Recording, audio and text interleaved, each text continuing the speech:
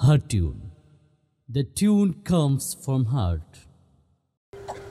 আল্লাহ রব্বুল আলামিন কতগুলো ক্যাটাগরিতে পৃথিবীর মানুষকে তিনি ভাগ করেছেন।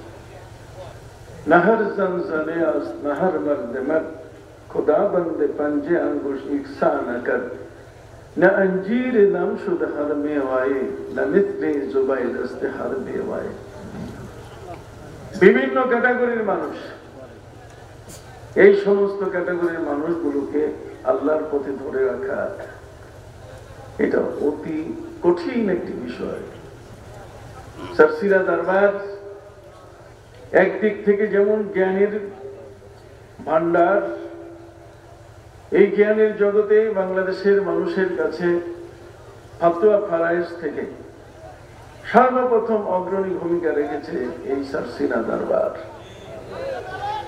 এখানে খানকা আছে, কি আছে? অনেকেই খানকা খুঁজে পায় না। খানকা এটা আবার কি জিনিস? উর্দু ফার্সির ব্যবহার কমে যাচ্ছে, খানকা শব্দটা তারা খুঁজে পায় না। তা আমিও এরকম খানকা শব্দ খুঁজে পাচ্ছি না। তা আমি খোঁজা শুরু করলাম, দেখি পাওয়া যায় কিনা। খুঁজতে খুঁজতে আমি তফসিরে বাইজাবিতে খুঁজে পেলাম। কোন তফসির? আবার বলেন তফসিরে কি? বাইজাবি মানে বাইজাবে তা না, ডাইনে যাওয়া বাঁয়ে যাওয়া এটা না। বাইজাবি, বাইজা শব্দের অর্থ হচ্ছে উজ্জ্বল। আল্লামা নুরুদ্দিন বাইজাবি রহমতুল্লাহি আলাইহি তিনি পবিত্র কোরআনের একটা বিশাল তাফসীর লিখেছেন, তাফসীরে বাইজাবি। এই তাফসীরে বাইজাবি এটা কামিল তাফসীরের 15 পড়াই হচ্ছে তার সিলেবাস বুক। এটা আমরা লেখাপড়া করে আমরা পরীক্ষা দিয়েছি। এখন তো মুফাসসিরে কোরআন সবাই আন্তর্জাতিক, অথচ ভারত পর্যন্ত যায় নাই। তাফসীরে বাইজাবির ভিতরে সেখানে খানকা শব্দটা আছে। আমি খুব খুশি হলাম, যারটা হোক মৌলবীরা বলে এটা তো কেতাবে নাই, তো কেতাবে তো আছে, আল মাকতুব সেটা লিখিত। তো খানকা আছে, খানকা পেলাম। খানকা হচ্ছে যেখানে মানুষের আধ্যাত্মিকতাকে লালন করা হয়, মানুষের আধ্যাত্মিকটাকে যেখানে চর্চা করে তার সংশোধনের ব্যবস্থা করা হয়, এটার নাম কি? খানকা। এই খানকা সারসিনা দরবার বাংলাদেশের প্রতিষ্ঠা করেছে।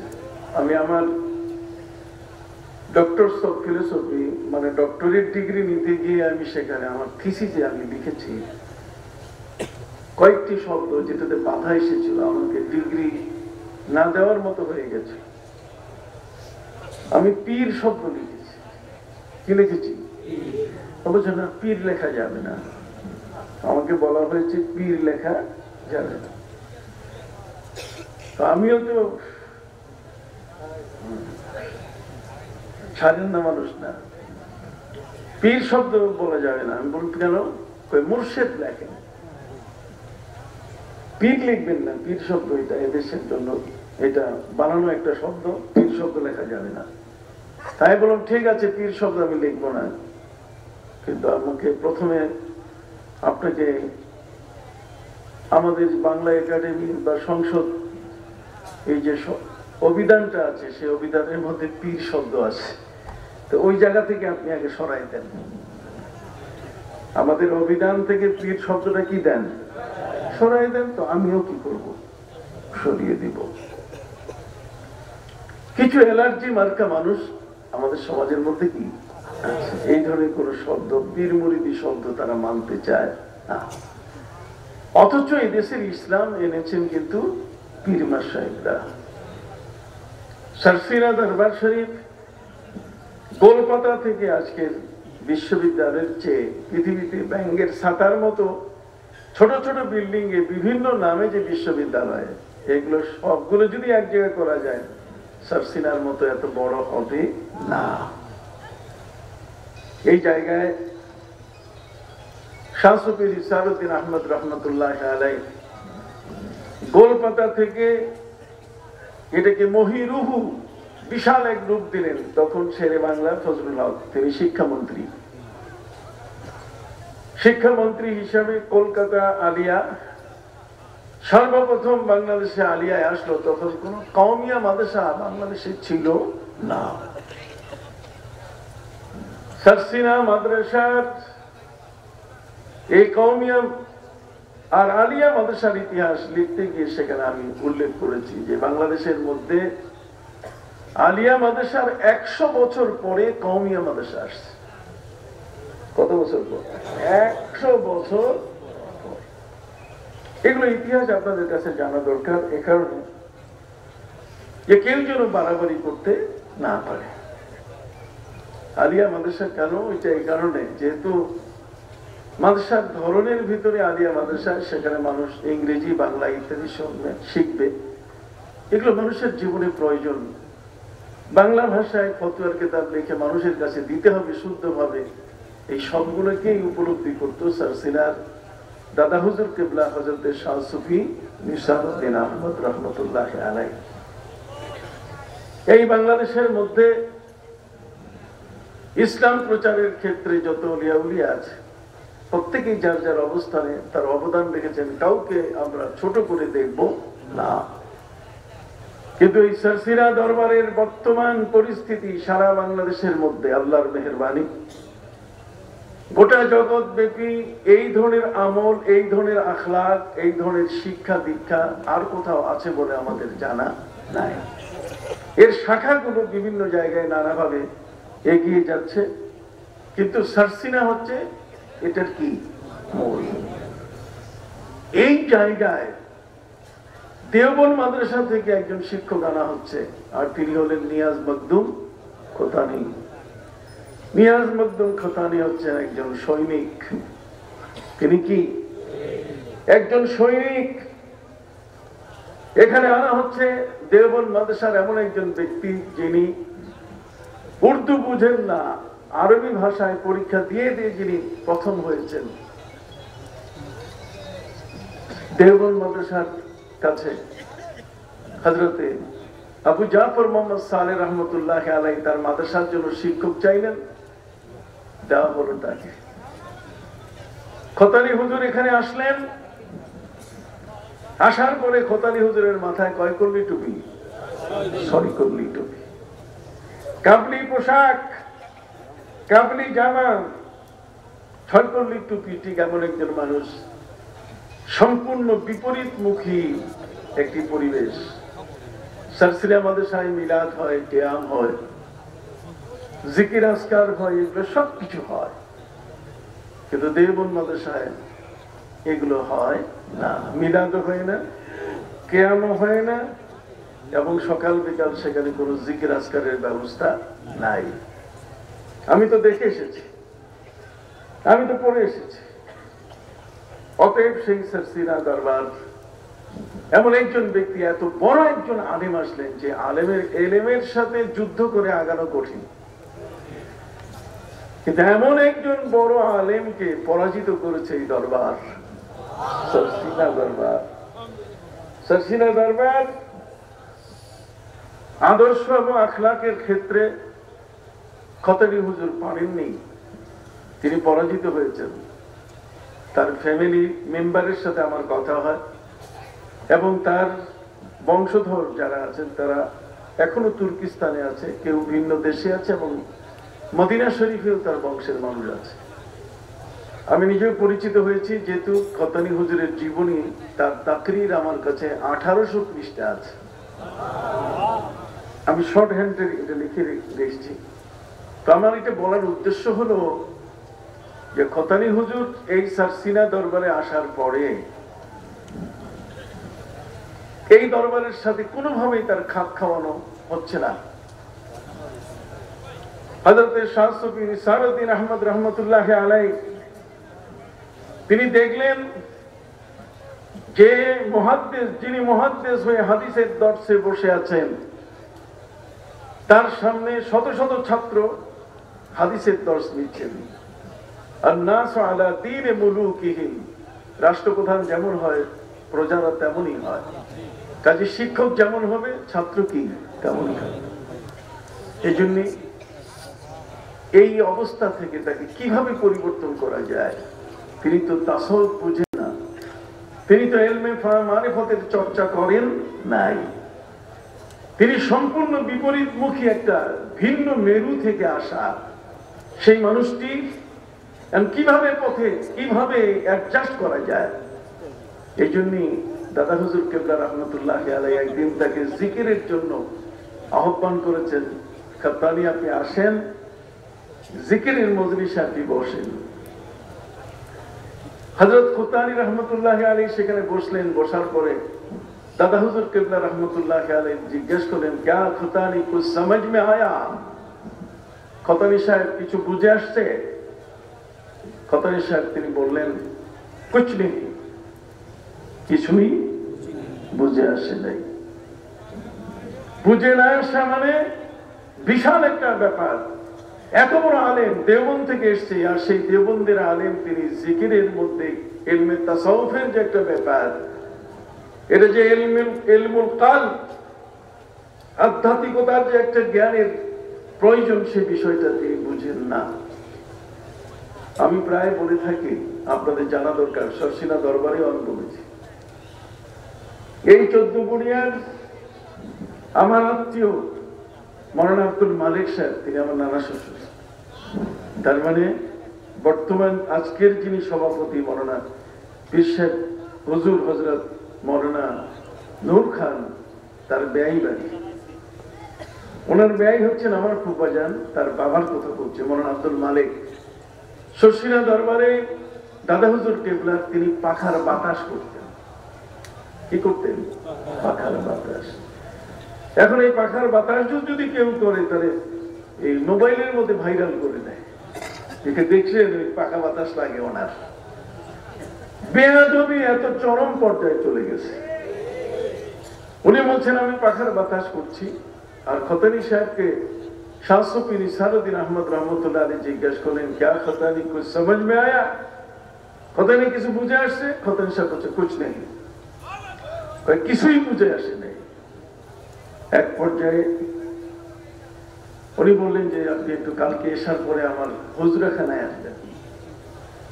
মৌলানা আব্দুল মালিক সাহেব বলছে যে আমি পাখা নিয়ে রেডি, হুজরাখানায় আমি প্রথম যাইয়া ভিতরে ঢুকবো, দেখি কি ঘটনা ঘটতেছে। পরদিন এশার নামাজ তাড়াতাড়ি শেষ করে আমি হুজরাখানার দরজা খুলে সেখানে পাখা নিয়ে রেডি আছি। খতানি হুজুর সেখানে শাহ সুফি নিসারউদ্দিন আহমদ রহমতুল্লাহ আলাইহির কাছে আসলেন। শাহ সুফি নিসারউদ্দিন রহমতুল্লাহ আলাইহির কাছে এসে বসার পরে হাল কুরসি হলো, কৌশলাদি বিনিময় হলো। এরপরে দাদা হুজুর কেবলা বলেন, আপনি চক্ষু বন্ধ করেন। এত বড় একজন আলিমকে উনি চক্ষু বন্ধ করতে বলছে। আল্লাহর ওলিদের ক্ষমতা কত বড়! প্রায় বলে থাকি আমি ওয়াজ করবো একটু পরে। সন্দীপের মৌলানা ওজিহুল্লাহ বুখারী শরীফ মুখস্থ শোনাতে পারতেন 6 ঘন্টায়। কয় ঘন্টায়? এই পৃথিবীর মধ্যে 6 ঘন্টায় বুখারী কেউ শোনাতে পারেন এই মুখস্থ। 9 ঘন্টায় বুখারী শরীফ মুখস্থ শোনাতেন আনোয়ার শাহ কাশ্মীরি, দেওবন্দের একজন বড় মাপের একজন আলেম মুহাদ্দিস, যার সিনার মধ্যে প্রায় 70,000 কিতাবের পুরা বই, পুরা কিতাবটা যার মুখস্থ। আনোয়ার শাহ কাশ্মীরি তিনি বলছেন, দেওবন্দের লাইব্রেরি যদি জ্বলে যায় একটা কিতাবও বাদ যাবে না, প্রতিটি আবার নতুন করে আমি লিখতে পারবো। তাহলে কত বড় জাহিল এবং ফাতিন ছিলেন তিনি, কত বড় মেধাবী ছিলেন। তিনি বুখারী শরীফ শোনাতে পারতেন কয় ঘন্টায়? 9 ঘন্টায়। আর এই সন্দীপ বাংলাদেশের একজন আলেম, তিনি বুখারী শরীফ শোনাতে পারতেন 6 ঘন্টায়। যার কাছে বুখারী আছে তার কি পীরের দরকার? বুখারীওয়ালার পীরের দরকার নাই। দেখেন না আহলে হাদিস কয়েকটা হাদিস নিয়ে ফুটপাট করে, হচ্ছে পীর ধরানো শিরক, পীরের কাছে যাওয়া শিরক, কত কথা। বুখারী শরীফের মধ্যে হাদিসের সংখ্যা হলো ৭৩৭৫ খানা হাদিস। ৭৩৭৫ খানা হাদিস, এমন কিছু নাই যেটা ইমাম বুখারী বাদ দিয়েছেন। ইমাম বুখারীর পুরো বুখারীটা হলো প্রতিবাদী লেখা। প্রতিবাদী লেখা বুঝেন? একটু ধৈর্য ধরে সহকারে শুনেন, ওয়াজ তো শুনছেন, আমি একটু বলি আপনাকে। প্রতিবাদী প্রতিবাদী প্রতিবাদী মানে তার শুরু থেকে তিনি প্রতিবাদ করছেন। গোটা বুখারীটাই হচ্ছে কারো না কারো প্রতিবাদ। তিনি বাবু কাইফা কানা বাদুল ওয়াহী ইলা রাসূলিল্লাহি সাল্লাল্লাহু আলাইহি ওয়াসাল্লাম ওয়া কাউলুল্লাহি আযজা ওয়া জাল আউযু বিল্লাহি মিনাশ শাইতানির রাজীম ইন্না আওহাইনা ইলাইকা কামা আওহাইনা ইলা নূহিন ওয়া নাবিয়্যিনা মিন বা'দ। ইমাম বুখারী যে শিরোনাম টেনেছেন, এই শিরোনামগুলো সূচনা করছেন তার বুখারী শরীফের মধ্যে শিরোনাম হলো ৩৫০০-এর মতো। ৩৫০০ শিরোনাম, কোনো না কোনো ফয়সালা, কোনো না কোনো মাসালার হল করা, অথবা কোনো কোনো ব্যক্তির প্রশ্নের জবাব।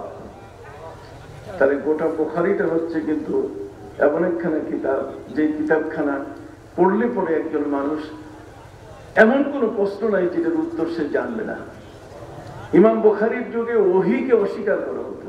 ফিরকা ইসমাইলিয়া নামে একটা দল, যারা ওহীকে অস্বীকার করত, ওহী মানত না, ওদের প্রতিবাদে তিনি প্রথম চ্যাপ্টারটাই লিখেছেন কাইফা কানা বাদুল ওহী, কেমন করে নবীর কাছে ওহী আসা শুরু হইল। এটা প্রতিবাদ না? জোরে বলেন কি? শুধু বুখারী হাদিসের কিতাব নয়, বুখারী হচ্ছে এটা প্রতিবাদ। কোন কোন ক্ষেত্রে কারো কারো বেলায় তিনি প্রতিবাদ করেছেন।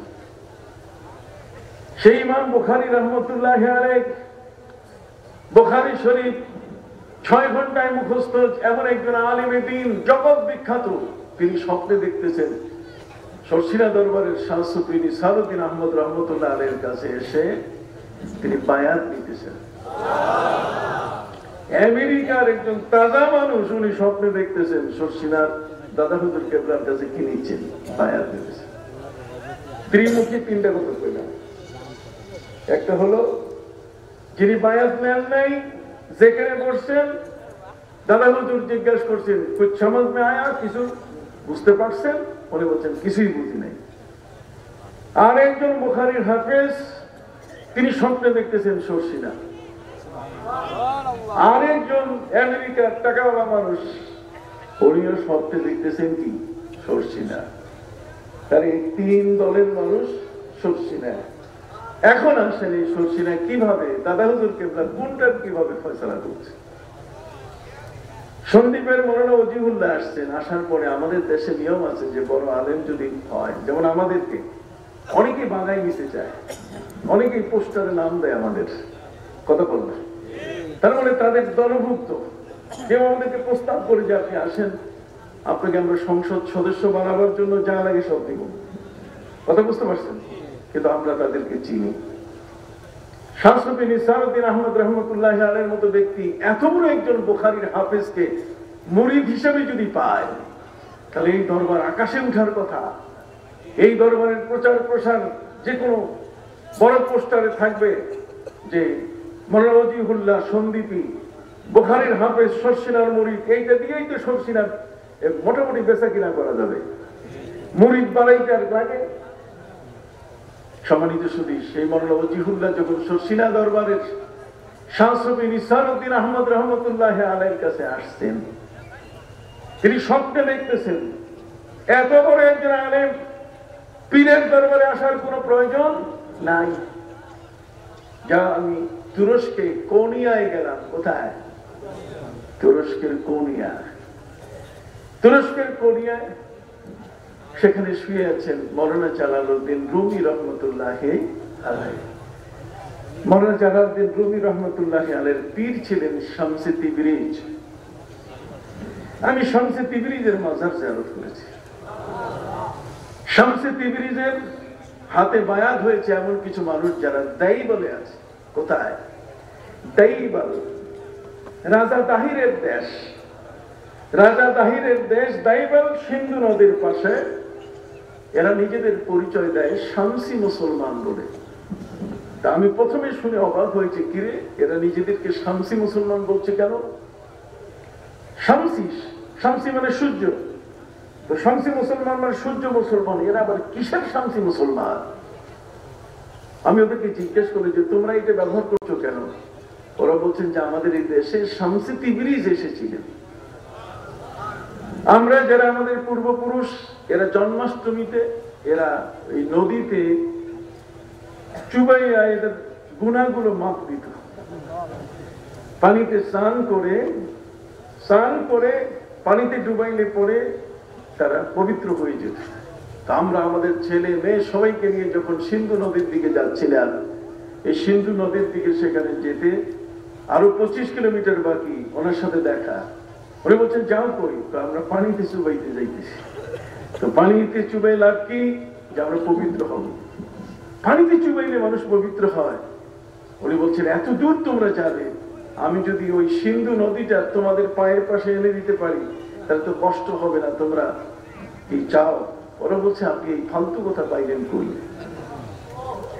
শামসে তিবরিজ তিনি বললেন যদি আমি এনে দিতে পারি, এনে দিতে পারলে যা বলবেন তাই মানবো। উনি বললেন তাহলে চক্ষু বন্ধ করো।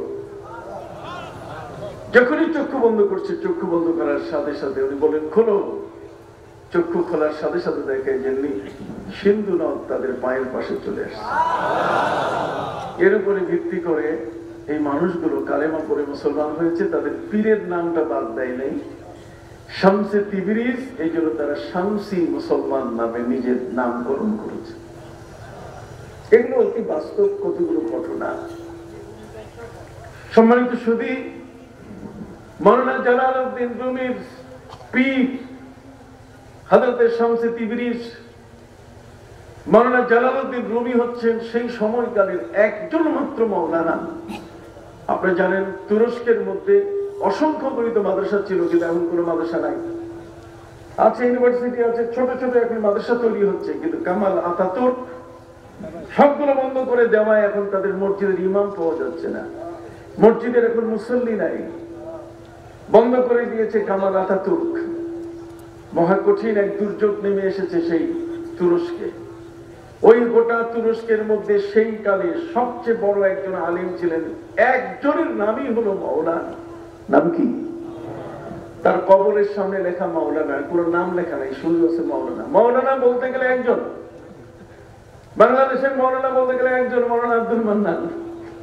কতক্ষণ মাওলানা বলতে গেলে কি একজন, মাওলানা সাহেব আসছে, তার মানে মাওলানা আব্দুল মান্নান এসছে। তো মাওলানা রুমি হচ্ছেন খুব বড় মাপের আলেম, আর শামসে তিবরিজ হচ্ছেন বড় মাপের ওলি। এই বড় মাপের ওলির বৈশিষ্ট্য ছিল যে উনি কথা বলতেন না, ওনার বুকের মধ্যে জ্ঞানের ভান্ডার, কিন্তু মুখ দিয়ে তিনি প্রকাশ করতে পারতেন না।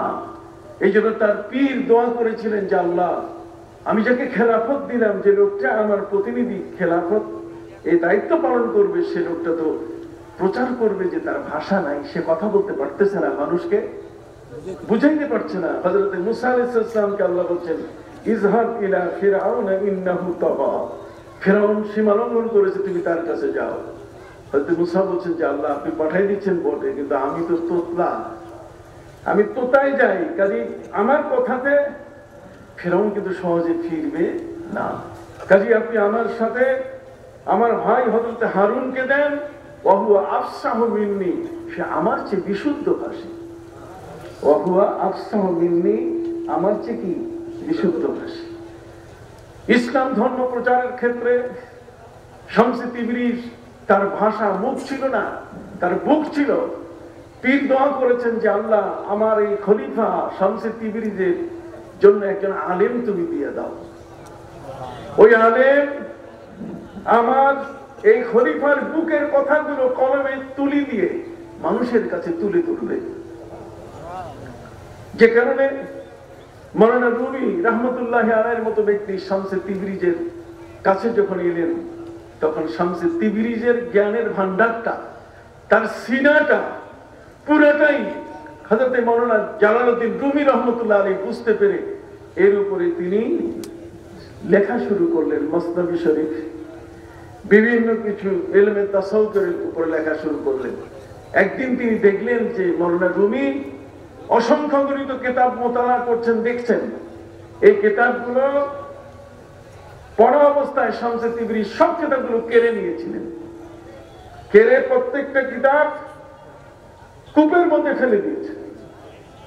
আলেমের অস্ত্র হলো কি? কিতাব। জোরে বলে, আলেমের অস্ত্র কি? অতএব সেই কিতাব কূপের মধ্যে ফেলে দেওয়া হয়েছে, পানিতে সব শেষ। মওলানা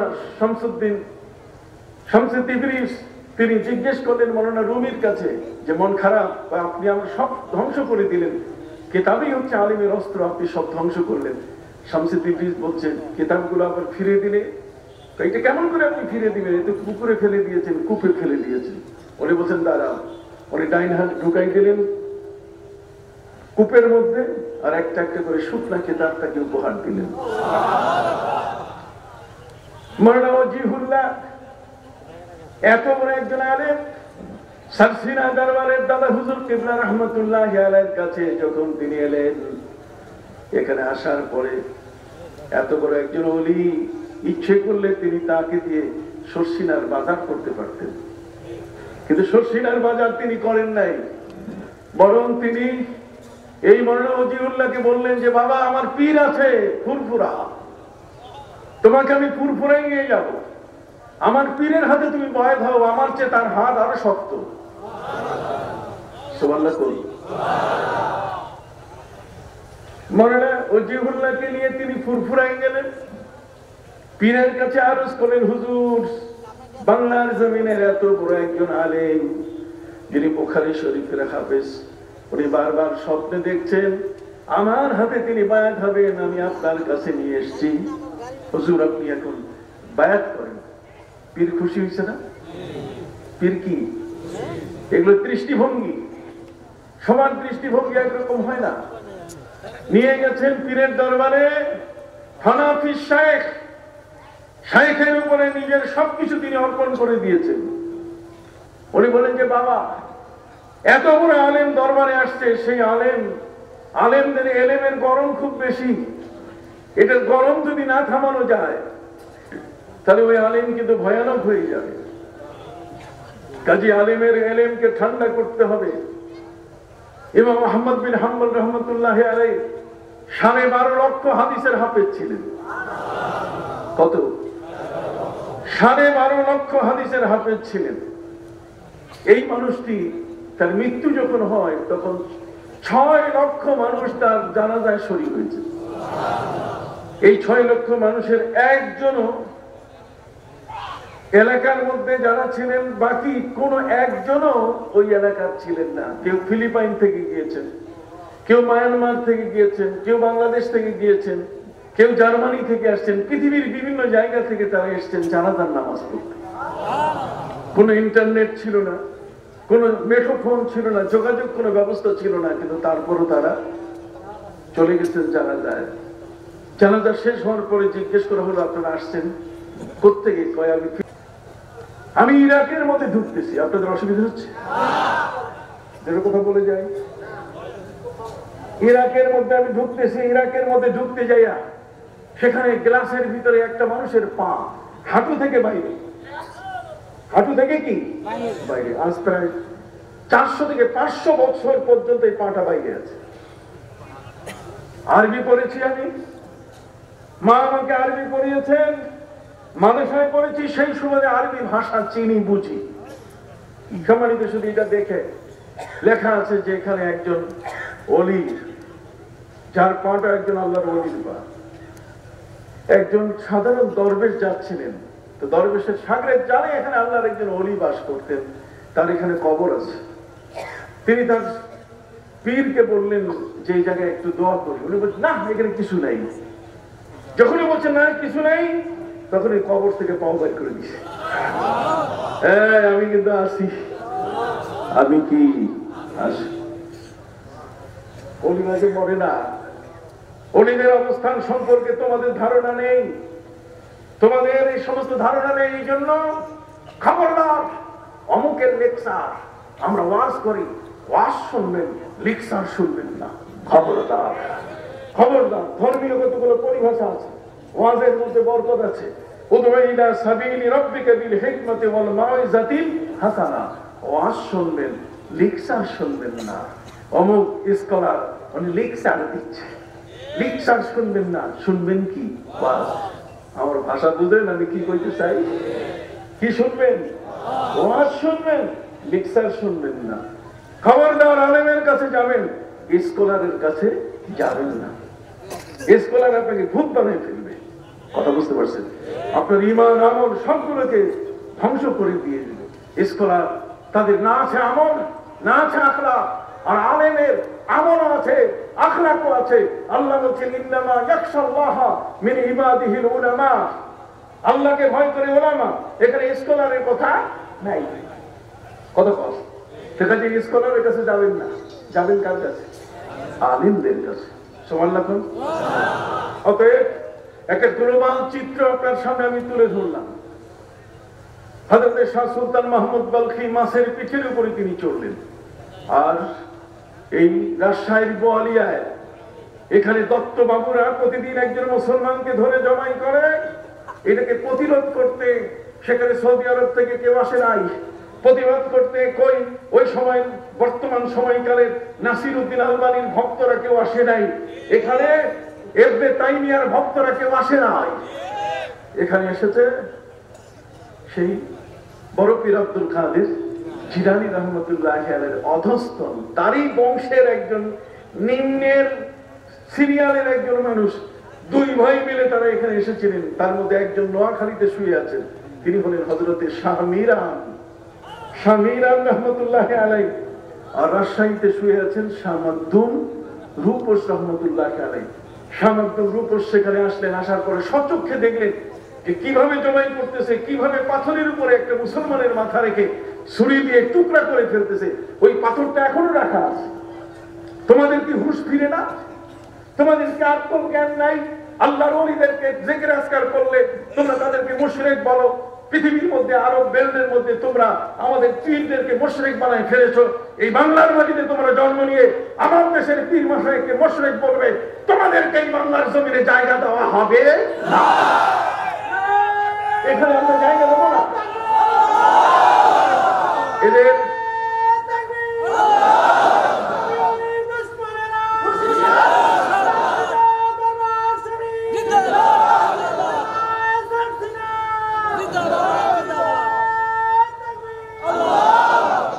ইসলামটাই জন্ম নিয়েছে আধ্যাত্মিকতা থেকে।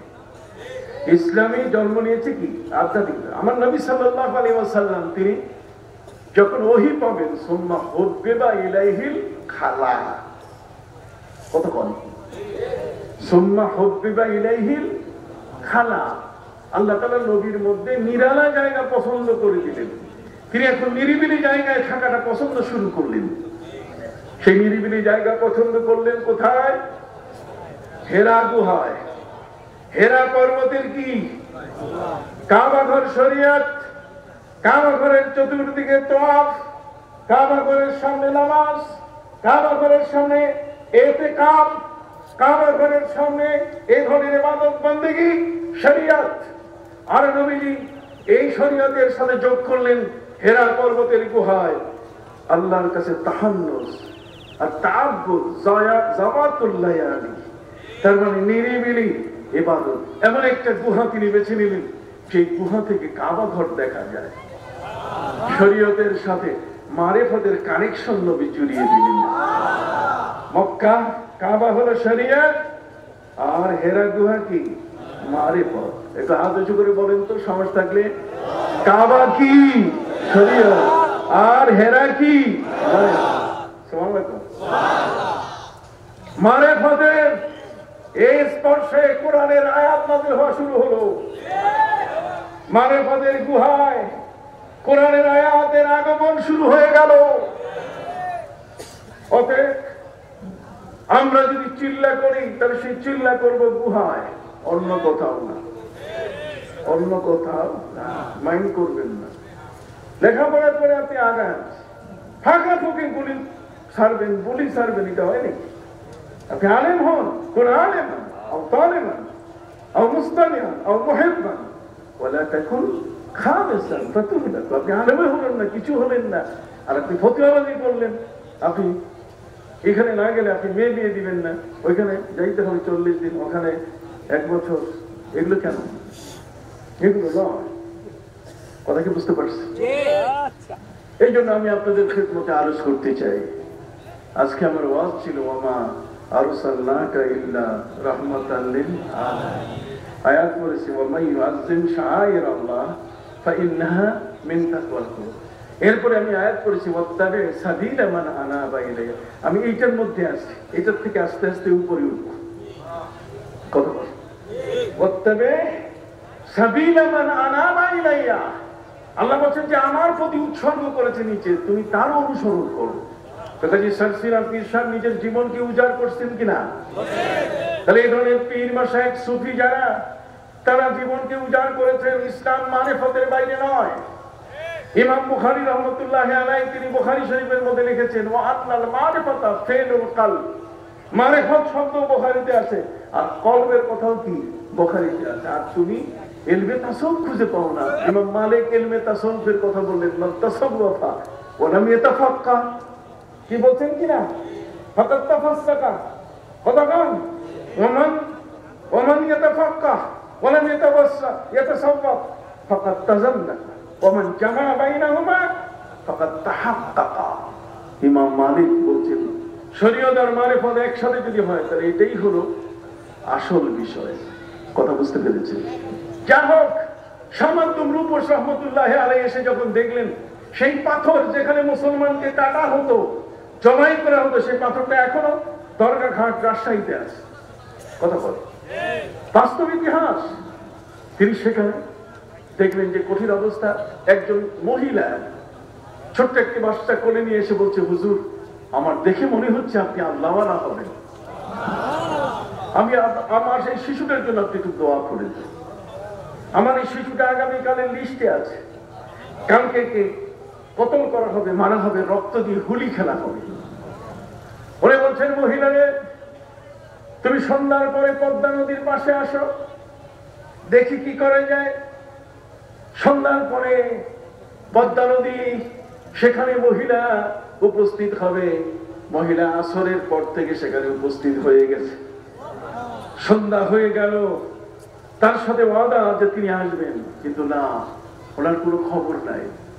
উনি কোন রকম বার্তা তার পাওয়া যাচ্ছে না। মহিলা বলছে, এই বাচ্চা কালকে আমার আত্মাহুতি হবে, এই বাচ্চাকে জবাই করা হবে, অতএব সেই বাচ্চাটি কালকে জবাই হবে, আমি মা সহ্য করতে পারবো না। শাড়ির আঁচলে সেটাকে বেঁধে মা পদ্মা নদীতে সেখানে ঝাঁপ দিয়ে আত্মহত্যা করার প্রস্তুতি নিয়ে ঝাঁপ দিবেন।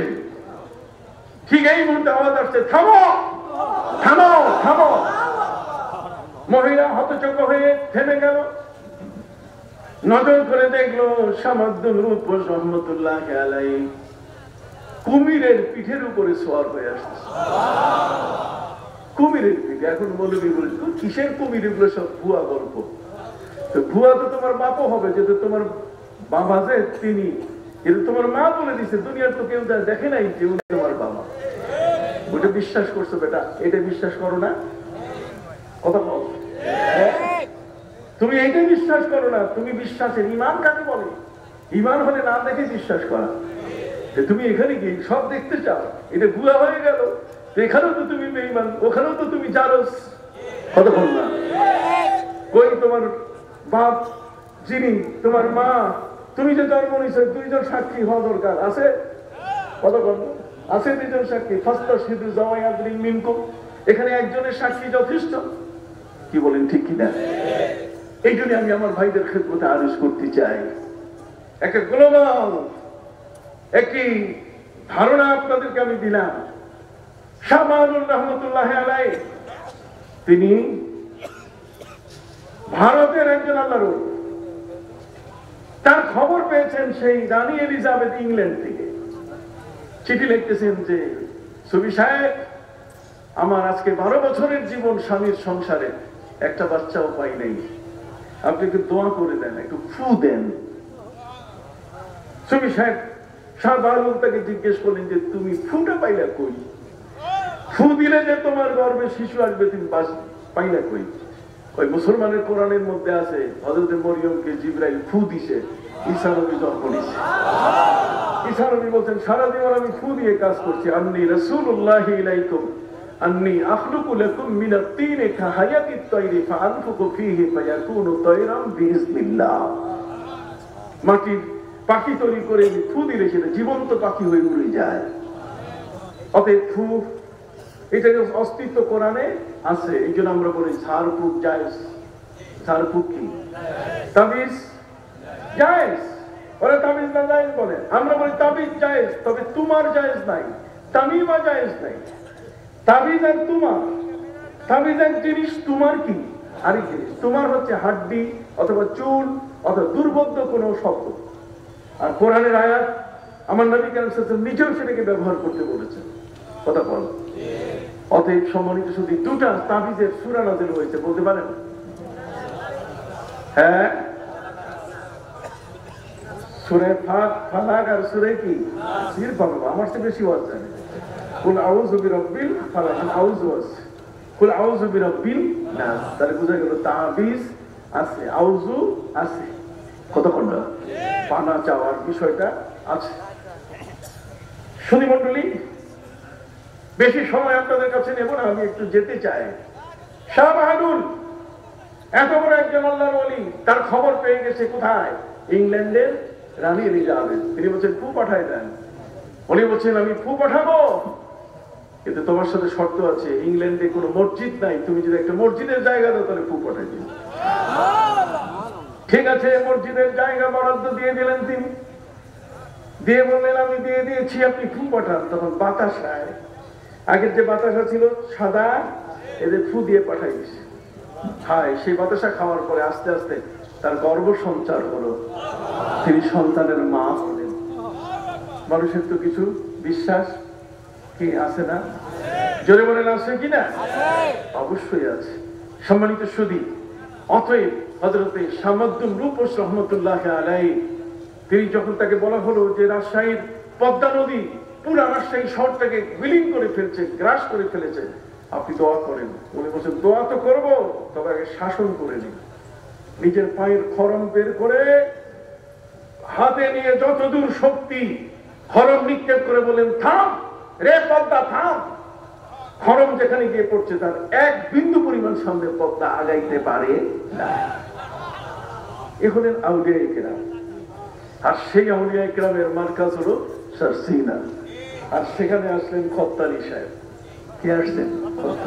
বিপরীত মেরু থেকে আসছে। কি ঠিক আছে? সম্পূর্ণ বিপরীত মেরু থেকে একজন ব্যক্তি আসছেন, যিনি মিরাজও জানেন না, কেয়ামও জানেন না। সৈনিক মানুষ, গায়ে তো সবসময় গরম থাকে। সেই মানুষটিকে বসে আনা, আয়ত্তে আনা, এটা যে কত বড় কঠিন। দাদা হুজুর কিবলা পরের দিন ঈশার সময় এশার নামাজ পড়ে হুজরাখানায় খত্তানি সাহেব চলে আসছেন। বড় আব্দুল মালিক বাতাস করতেছে, কি মনে আছে কিনা? বড় আব্দুল মালিক কি করতেছেন? বাতাস করতেছেন। এই বাতাস করা অবস্থায় তিনি দেখতে পেলেন যে শাহসুদ্দিন নিসারউদ্দিন রহমতুল্লাহ আলাইহি তিনি বলছেন যে আপনি চক্ষু বন্ধ করুন। চক্ষু বন্ধ করার কিছুক্ষণ পরেই তিনি মাটিতে পড়ে গেলেন। ইলিশ মাছ, বড় সরপুঁটি মাছ যখন নদী থেকে ধরে আপনি উপরে উঠাবেন, কিছু দেখবেন কিছুক্ষণ লেজার মাথা আসার মারা শুরু করে। লেজার মাথা আসার মারা শুরু করে। হযরতে নিয়াজ মখদুম খুতানি রহমতুল্লাহ আলাইহি তিনি পা আর হাত মনে এইভাবে আসার বাড়ছিলেন। বড় আব্দুল মালিক তিনি বলছেন বাতাস করতেছি। ঠিক এই মুহূর্তে 10 মিনিট যখন অতিক্রম হয়ে গেল, তখন অবস্থা দেখতেছি যে খুব কঠিন অবস্থা সৃষ্টি হয়ে গেল। আমি চিৎকার দিব। আমার দিকে তাকিয়ে দাদা হুজুর কিবলা শাহসুদ্দিন নিসারউদ্দিন রহমতুল্লাহ ইঙ্গিত করে খবরদার। বেশ কিছুক্ষণ পরে তিনি তাকে ডেকে উঠালেন। ডেকে উঠাবার পরে জিজ্ঞেস করলেন ক্যা খোতানি কুছ সমঝ মে আয়া? খোতানি কিছু বুঝে আসছে? আগের দিন মসজিদে কিছু বুঝে আসেনি। আর একদিন পরে তাকে জিজ্ঞাসা করা হচ্ছে নতুন ট্রিটমেন্ট। আগে ছিল একরকম ঔষধ, আর এখন ডোজ বদলানো হয়েছে। কতক্ষণ আগের চেয়ে এখন ডোজ কি বাড়াই দেওয়া হয়েছে, ডোজ বাড়াই দেওয়া হয়েছে। আগে ছিল 30 আর এখন হচ্ছে 1000। হোমিওপ্যাথিক ঔষধ বুঝেন না, 1000 পাওয়ার বেড়ে গেছে। পরের দিন এই এমন একটি ঘটনার পর হযরতে শাহ সুফি সালাউদ্দিন আহমদ রহমতুল্লাহ আলাইহি জিজ্ঞেস করলেন এই কথাটি को समझ में आया? कहां समझ में आया? मैं मक्का भी गया है, मैं मदीना भी गया है। সব আমি বুঝেছি, মক্কা भी মদিনা भी, মক্কা মদিনা আউলিয়া ইকরাম সবার সাথে আমার দেখা হয়েছে। সেই দিন থেকে খোদনানি হুজুরের 6 পল্লী টুপি গোল টুপিতে চলে আসলো। কাবলি জামা সুন্নতি জামায় পরিণত হয়ে গেল। কি চমৎকার পাগড়ি, কালা পাগড়ি পরে যখন মাহফিলে বসে থাকতেন, দেখার মতো একজন, কি চমৎকার একজন ব্যক্তি। ওনার অবস্থা এমন হয়ে গেল যে কাষ্ঠ খুলে গেল। কোন হাদিসের যখন কোন বিষয় তার আটকে যেত, তখন তিনি ওই দোতলার মধ্যে শুয়ে এইভাবে যখন হাদিস দেখতেন, দেখে অবস্থায় বুঝে আসতো না, চক্ষু বন্ধ হলে নবী করিম সাল্লাল্লাহু আলাইহি সাল্লামের স্ত্রী আমাদের আম্মা জান হযরত উম্মে সালামা রাদিয়াল্লাহু তাআলা তাকে ওই হাদিসের অর্থ বুঝাই দিতেন। সুবহানাল্লাহ। তাহলে এই আধ্যাত্মিকতাটাকে অস্বীকার করা যায়? এটা চ্যাপ্টারটা কি ছোট? বিশাল চ্যাপ্টার না? কারণ আপনাকে হাইকোর্ট দেখাই দিচ্ছে মক্কা শরীফের দোয়া নাই, মদিনা শরীফের দোয়া নেই। মক্কা মদিনাকে অস্ত্র বানাইয়া আপনার ঈমান আমলকে ধ্বংস করছে। কথা বল, মক্কা মদিনা আপনার জন্য অস্ত্র নয়, এটা আমলের দরবার, এটাকে ধ্বংস করে দেওয়া হয়েছে। এখানে দোয়া হতো, এখানে দোয়া হতো, সেই দোয়ার জায়গাটাকে নষ্ট করে দেওয়া হয়েছে। নতুন ভাড়াটিয়া আসছে, এই জন্য বাড়ির রং পরিবর্তন হয়েছে। কথা বল না, ভাড়াটিয়া কি নতুন আসছে। এর আগে যখন তুর্কিরা শাসন করেছে, সৌদি আরবের আলে সৌদের আগে যারা শাসন করেছে, সেখানে হানাফি নামাজ ছিল, সেখানে বুকে হাত বাঁধা ছিল না, ছিল কোথায়? নাভির নিচে। সেখানে যখন রবিউল আউয়াল মাস আসতো, তখন মিলাদুন নবী হতো। যদি বলেন রবিউল আউয়াল মাস আসলে কি মিলাদুন নবী হতো। এখন বর্তমান মৌলবীরা বলছে মিলাদ নাই। কিসের মিলাদুন নবী? মিলাদ নাই। ভালো কথা, মিলাদ নাই, এত বড় কথা। ওই মিলাদ কোন শব্দ বলতে গেলে কিছু আছে? আমি বলি, আমি সাধারণত বলে থাকি যে মিলাদ নাই, মৌলুদ আছে। মিলাদ নাই, কি আছে? না না, সবাইকে বলতে হবে মিলাদ নাই, কি আছে? আমার অভিজ্ঞতা থেকে वही बच्चे के मिलाद और मौलूद में क्या चीज है? अरे मिलाद और मौलूद इन दोनों के अंदर कोई फर्क नहीं है। मिलाद रसूलुल्लाह सल्लल्लाहु अलैहि वसल्लम के हयात जिंदगी के बयान है, और मौलूद जो है जो बच्चा अभी जन्म लिया है, अभी दुनिया में आया है, ये मौलूद है। कुल्लु मौलूदिन यूलदु अलाल फितरा। প্রত্যেকটা শিশু ইসলামের উপরে কি নেয়? জন্ম নেয়। আসুন, মিলাদ নাই, মিলাদ নাই, আপনি যে মানবেন? আপনার কাছে সিয়াসিত্তার কিতাব আছে, আপনি খুঁজে দেখেন মিলাদ আছে কিনা। সিয়াসিত্তার কিতাবের একটাতে পাইলে তো মৌলবী দুর্বল। অতএব সিয়াসিত্তার মধ্যে সেখানে তিরমিজি শরীফের মধ্যে আছে, তিরমিজি শরীফের 2য় খণ্ড 203 পৃষ্ঠায় বাব মা জাআ ফি মিলাদিন নবী সাল্লাল্লাহু আলাইহি ওয়াসাল্লাম, ওখানে মিলাদুন নবী আছে। তিরমিজি শরীফের ভিতরে ইবারতের মধ্যে মিলাদুন নবী আছে। ইমাম তিরমিজি যদি মিলাদুন নবী পড়ে, তো আমার দেশের মৌলবী যদি কয় মিলাদুন নবী নাই, আমার দেশের মৌলবীর 4টা হাদিস মুখস্থ নাই, আর ইমাম তিরমিজির 4 লক্ষ হাদিস কি মুখস্থ। সুবহানাল্লাহ বলেন। কার কথা শুনবেন, ইমাম তিরমিজি না মৌলবী? কইল না, একটু জোরে বলেন। শুনবেন কার কথা? ইমাম তিরমিজি না মৌলবী? আচ্ছা বলেন তো, আমাদের দেশে চট্টগ্রাম নামে একটা শহর আছে কিনা? সামুদ্রিক বন্দর একটা আছে, যার নাম কি? চট্টগ্রাম। আমি কইলাম চট্টগ্রাম, তো এটা চিটাগাং নামে আছে কিনা? আছে। তাহলে চট্টগ্রামও আছে, চিটাগাংও আছে। আবার এটার নাম সীতাগঞ্জ। কি? আমার এটার নাম চট্টলা। তাহলে চট্টলা, সীতাগঞ্জ, চিটাগাং, আবার কি চট্টগ্রাম, তাহলে 4টা জিনিসের একটা নাম। একটা জিনিসের নাম কয়টা? 4টা। একই জিনিস 4টা নাম। আসেন, হযরত মুসা আলাইহিস সালাম যে তুর পাহাড়ে উঠেছিলেন, এই তুর পাহাড়টা যে এলাকায়, সেটার নাম কি? চুপচাপ কেন? তুর পাহাড়টা যে এলাকাতে আছে, ওই এলাকাটার নাম কি? চত্রা ওলামা মঞ্জিল যে এলাকা আছে, সেই এলাকাটার নাম কি? পুরো এলাকাটার নাম কি? চত্রা, তাই না? এটা তো একটা স্বাভাবিক উত্তর, কিন্তু পবিত্র কোরআন সেটা বলেনি।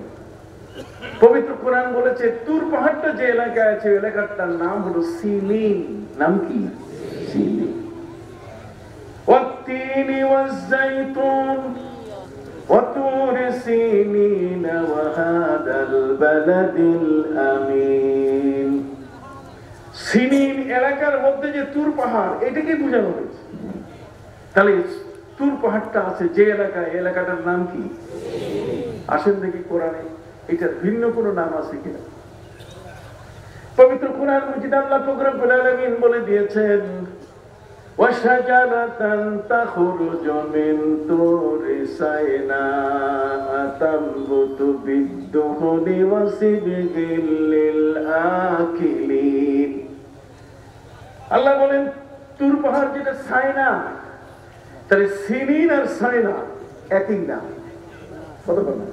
একটা জায়গার কয়টা নাম? 2টা নাম। একটা উচ্চারণ করি কি বলে? সিনিন বলি, আরেকটা কি? সাইনা। তাহলে সাইনা বলতে যেটাকে বোঝায়, সিনিন বলতে সেটাকে বোঝায়। তুমি বলছো যে মিলাদ নাই, আমি মিলাদ নাই তো মৌলুদ আছে। মিলাদ নাই, ওয়ালিদ আছে। মিলাদ নাই, ওয়ালাদ আছে। কতক্ষণ? মিলাদ নাই, ওয়ালিদ আছে। ওয়ালিদ মানে ছোট বাচ্চা। আলাম নুরাব্বিকা ফিনা ওয়ালিদা ওয়ালাবিস্তা ফিনা মিন উমরিকা সিনিন। ফেরাউন হযরত মুসা আলাইহিস সালামকে বলছে যে তুমি যখন ছোট্ট শিশু, আমি তোমাকে কি তখন লালন করি নাই, তোমাকে দুধ খাওয়াই নাই? তাহলে এখানে ওয়ালিদ মানে ছোট্ট শিশু। তাহলে ওয়ালিদ আর মিলাদ মাত্রা কি? ওয়ালাদ।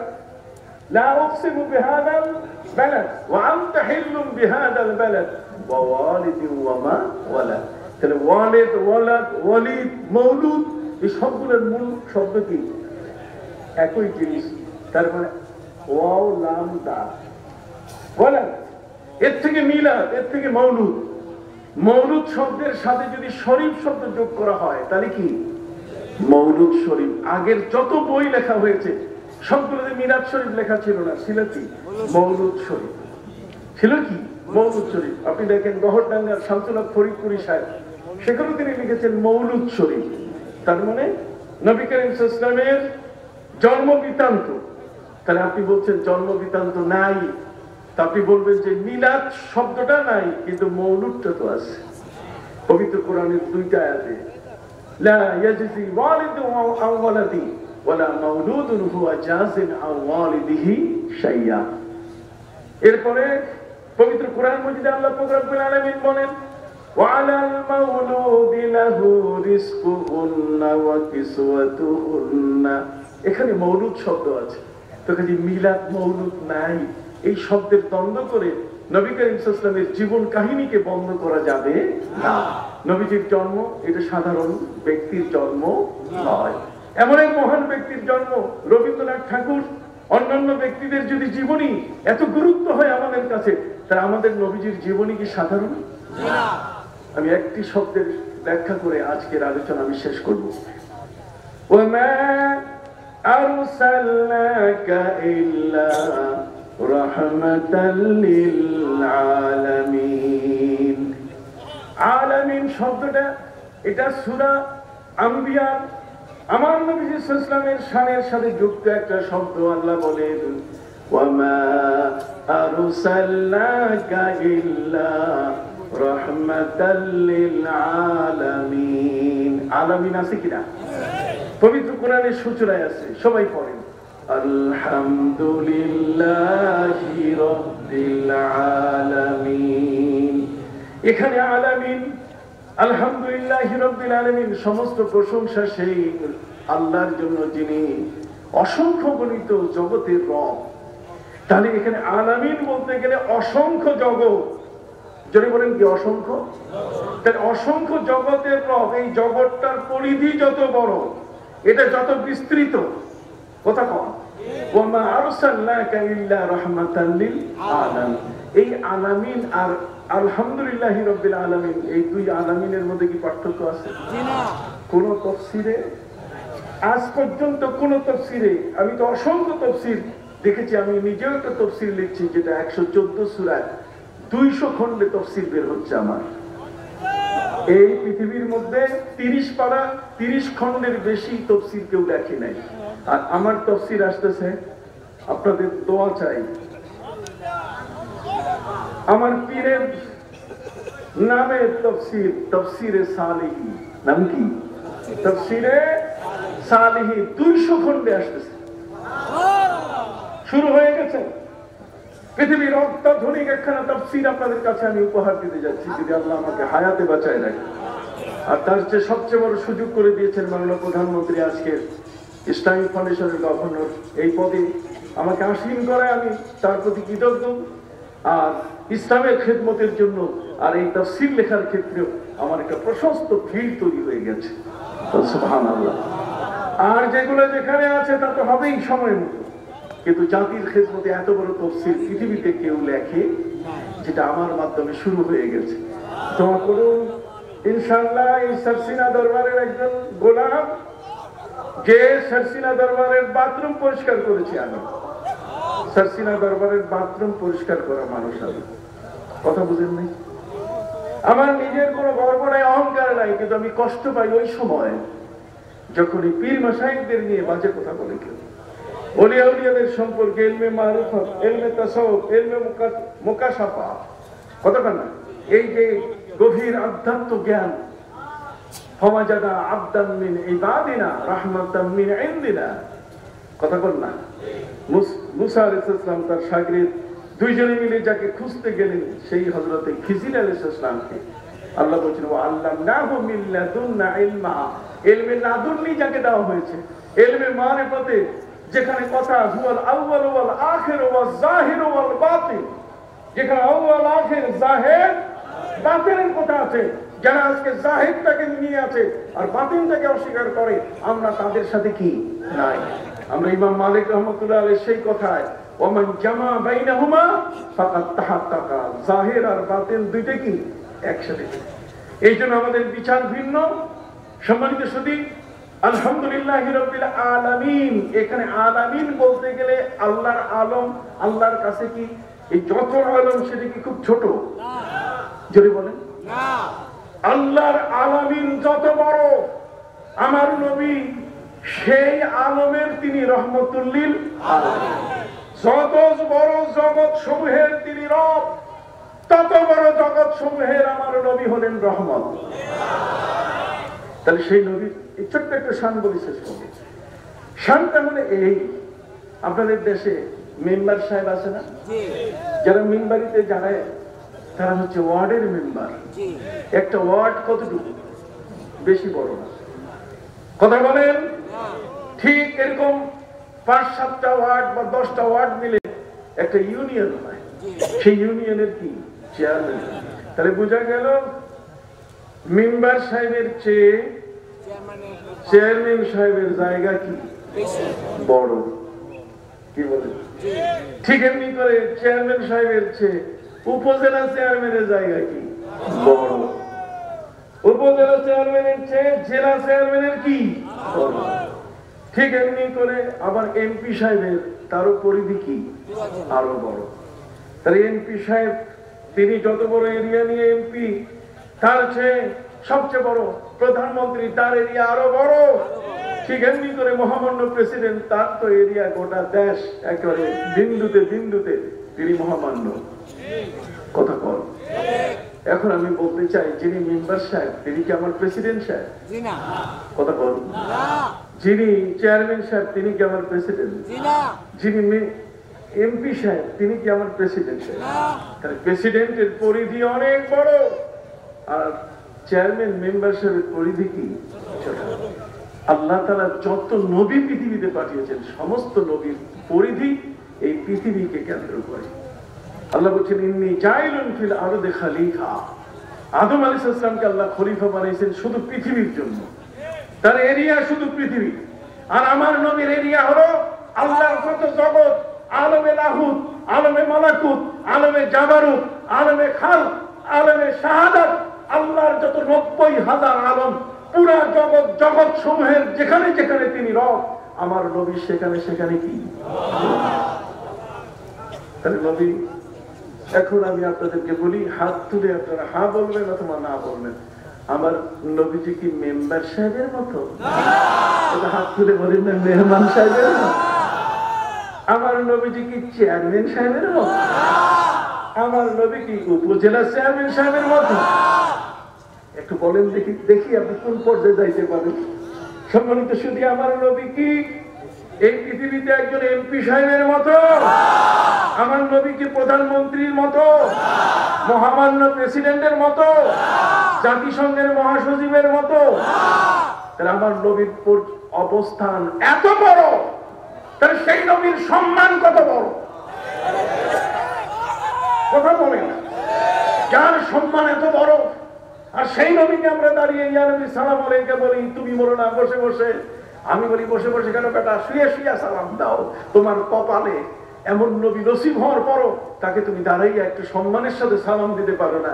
তোমার শ্বশুর আসলে আব্বা আব্বা কইয়া স্পাইনাল কর্ড 1 পজিশনে চলে আসে, 1st পজিশনে চলে আসে, কোমর সোজা হইয়া যায়।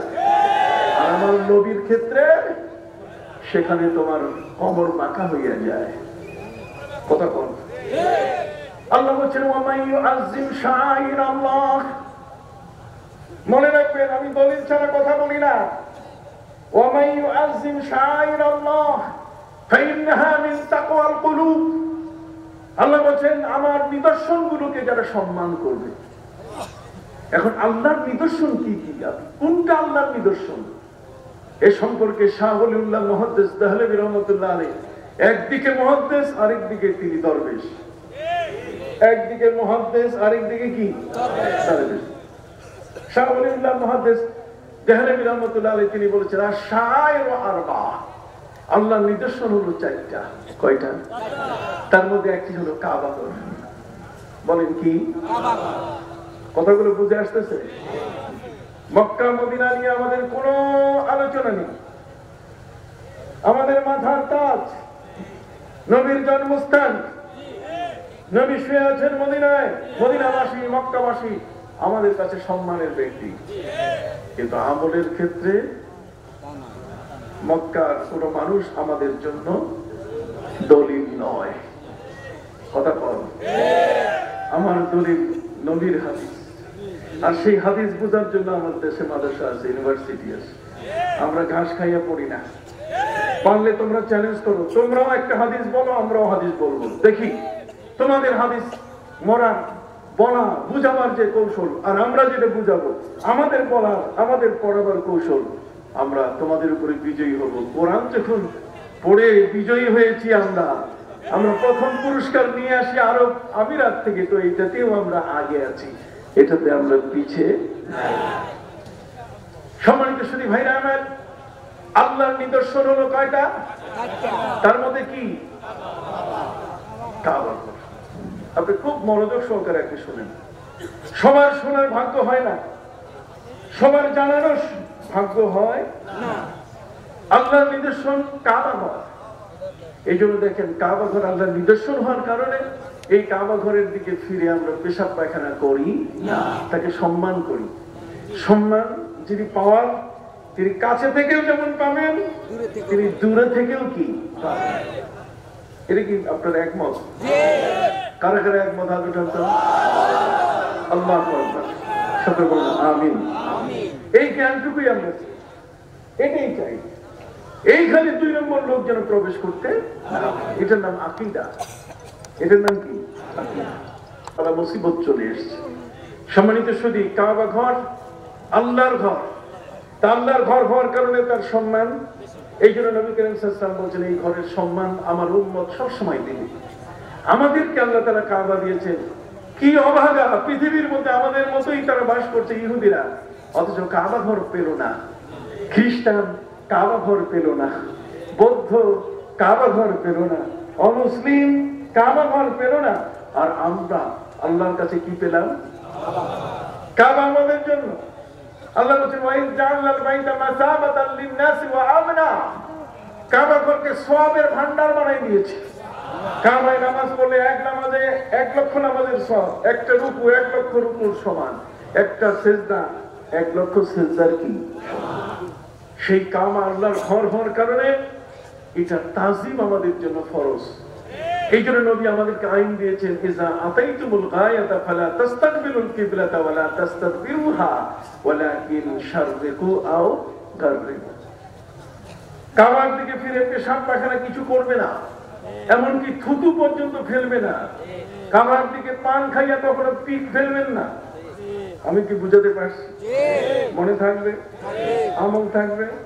পানের দাস, পান খান, সুপারি খান, কিন্তু খবরদার পিক থুতু কাবার দিকে ফেলা যাবে না। নবী করিম সাল্লাল্লাহু আলাইহি ওয়াসাল্লাম বলেছেন, যদি কেউ কাবার দিকে ফিরে থুতু ফেলে, কিয়ামতের ময়দানে তার মুখ গোশত শূন্য হয়ে উঠবে, মুখে গোশত থাকবে না। তাহলে দেখছেন কাবা ঘরের তাজিমের সামান্যতম যদি খেলাপ হয়, এই কারণে আমরা বড় সতর্ক। আমরা রাতের বেলায় শুইতে গিয়ে পেশাব পায়খানা তো করি না, রাতের বেলায় শুইতে গিয়েও আমরা কাবার দিকে পা করে কেউ ঘুমাই না। ইভেন আমাদের সতর্কতা এত বড় যে আমাদের মধ্যে যদি কেউ মারা যায়, মরার পরও তাকে বেয়াদবি করতে দেই না। উত্তর দিকে মাথা আর দক্ষিণ দিকে পা, কাবার দিকে পা করে আমরা কখনোই কোনো লাশ দাফন করি না। তাহলে কাবাকে আমরা সম্মান করি কিনা? কাবার সম্মান এত বড় যে উপর দিয়ে পাখি পর্যন্ত যায় না। আপনি শুনেছেন। সম্মানিত সুধী ভাইরা আমার, আব্রাহা এসেছিল, হস্তি আনতে পারে নাই, কথা কম। আল্লাহর ঘরের এত বড় শান, এত বড় মর্যাদা, সেই ঘরখানা কাবা ঘর হয়েছে। কি হয়েছে? কাবা মানে আমাদের কিবলা। আর আমাদের কিবলা হয়েছে কেন? যে আমার নবী সাল্লাল্লাহু আলাইহি ওয়াসাল্লাম তিনি 16-17 মাস বাইতুল মুকাদ্দাসের দিকে ফিরে নামাজ পড়ছেন, কিন্তু বারবার বডি ল্যাঙ্গুয়েজ, তার দেহের ইশারায় তিনি আকাশের দিকে তাকাচ্ছেন, আবার নিচে। আল্লাহ তো আলিমুম বিজাতিস সুদূর, আল্লাহ বুঝেন যে কি বলতে চায় তার নবী। তিনি আমার নবীকে বললেন, মসজিদে জিল কিবলাতাইন, মসজিদে বনি সালমা, এটার নাম হচ্ছে মসজিদে বনি সালমা। বনি সালমা গোত্রের মসজিদ। একজন রোগীকে নবী দেখতে গেছিলেন। রোগীতে দেখতে গিয়ে জোহরের সময় সেখানে নামাজ পড়তে গিয়ে নবী করিম সাল্লাল্লাহু আলাইহি ওয়াসাল্লাম ওই আগে যখন এই নামাজ শেষ হতো তখন আকাশের দিকে, তার মনে মনে বলতেন যে আল্লাহ কাবাকে আপনি কিবলা বানাইলেন। তাহলে কাবা কিবলা সেনশন পাইছে কারো সিনায়, নবীর সিনায়, কোন না? কাবা কিবলা হিসেবে সেনশন পাওয়া, সেনশন বুঝেন? হ্যাঁ, এই যে বরাদ্দ, কাবা ঘরের কিবলার মর্যাদা পেল। কাবা ঘর, কাবা আল্লাহর ঘর হিসেবে তার একটা সম্মান, আরেকটা হচ্ছে কিবলা হিসেবে তার কি? এই কিবলা হিসেবে সম্মান পেয়েছে একমাত্র আমার নবীর কারণে। নবী চাচ্ছিলেন মনে মনে কাবা কিবলা হোক। আল্লাহ বলছেন, নবী, সারা জগতের সমস্ত নবী আমাকে খুশি করে, আর আমি আপনাকে খুশি করব। قد نرى تقلب وجهك في السماء فلنولينك قبلة ترضاها ترضاها ترضاها। হে নবী, আপনি চাচ্ছেন, আপনি চাচ্ছেন, আপনি চাচ্ছেন, অতএব আপনার চাওয়াটাকে পূর্ণ করতে আমি কাবাকে কিবলা বানাই দিছি। তাফসীরে ফখরে রাজি, তাফসীরে কবির মাফাতুল গায়বের মধ্যে আল্লামা ফখরুদ্দিন রাজি রাহমাতুল্লাহি আলাইহি তিনি লিখছেন যে কাবা ঘর কিবলা হয়েছে কারণে যেহেতু নবীর জন্মস্থান, নবী যদি জন্ম না নিতেন এখানে, তাহলে কাবা ঘর কিবলা হইতো না। তাহলে কাবা কিবলার মান পেয়েছে কারো সিলায়। নবীজি বলছেন, কাবা তোমার দামের শেষ নাই, তোমার মূল্যের শেষ নাই, তবে একজন ইমানদার ব্যক্তির চেয়ে তোমার মূল্য বেশি না। ইয়া কাবা, ওয়াল্লাহি ইয়া কাবা, ইন্না হুরমাতাল মুমিন আফদাল মিন। একজন ইমানদার ব্যক্তির সম্মান তোমার চেয়েও কি বড়। তাহলে ইমানদার ব্যক্তির সম্মান যদি কাবার চেয়ে বড় হয়, তাহলে আমার নবীর সম্মান কি কম? না। কাবা ঘর সম্মান পাওয়ার ঘর হিসেবে কাছে থেকে যতটুকু সম্মান পায়, 4,500 কিলোমিটার দূরে বাংলার মাটিতে এসে সেদিন এখানে আসার পরও কি সে সম্মান পাচ্ছে না? তাহলে বোঝা গেল দূরে এসেও কি করা যায়, সম্মান করা যায়। তাহলে কাবার চেয়ে আমার নবীর শান ছোট না বড়? যদি বলেন কাবার চেয়ে নবীর মর্যাদা ছোট না বড়? নবীর মর্যাদা যেহেতু সবচেয়ে বড়, নবী হলেন রাহমাতুল লিল আলামিন, তার পরিধি অনেক বড়, কাজে সেই নবী সাল্লাল্লাহু আলাইহি সাল্লামকে আমরা সম্মান করব। আল্লাহ নিজেই বলছেন যে আমার নিদর্শনকে যে সম্মান করে। এই জন্য আল্লামা এই শাহ ওয়ালিউল্লাহ মুহাদ্দিস দেহলভী রাহমাতুল্লাহ বলছেন আল্লাহর নিদর্শন হচ্ছে 4টা। কয়টা?